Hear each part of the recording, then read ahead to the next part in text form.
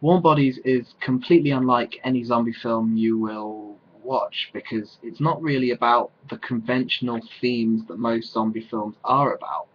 Because most conventional zombie films are all about the fact that through this horrible circumstance, most people have lost a sense of humanity and a sense of right and wrong in what they're doing. And I don't think Warm Bodies is really about that. There's elements of it, of course, but the film's more about regaining it. It's all about becoming more human thanks to positive emotions such as love and hope. It's really a film about love because it's an allegory for Romeo and Juliet, as the lead character's called R and the lead woman's called Julie. And R's a zombie who begins to start feeling human emotion again. And Julie picks up on this after being captured by R, and she starts to bring out the best in him, and through him starts to bring out the best in other zombies. And it's really a film about getting this broken society back to a place that is more palatable. And it's a clever picture, and it's very funny. It's got some great comedy in it, and Nicholas Hoult is hilarious, and so's Rob Corddry, who plays his middle-aged sidekick, who has a lot of really great sight gags and really just uses everything in his comedy arsenal. He's very good. Teresa Palmer's excellent as the lead love interest, and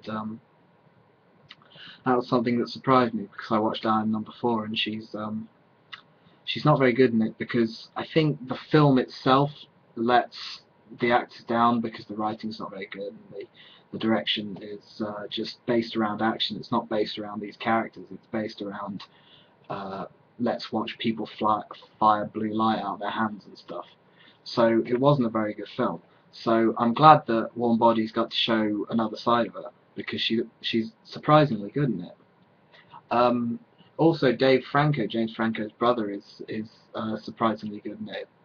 His character's shown more in flashbacks, but he's one of the characters in the film that has the most fleshed out. He's very heartfelt. You get a lot of emotion from this character, and he's actually excellent in it.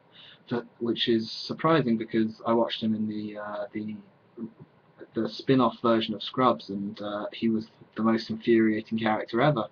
So it's nice to see that he's good in this.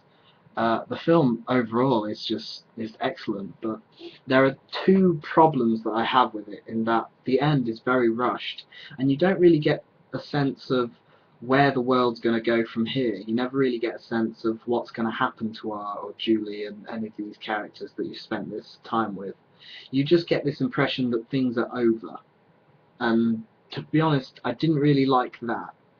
And the first 20 minutes are problematic because they follow R and only R, and he's a funny person, and his voiceover is very funny.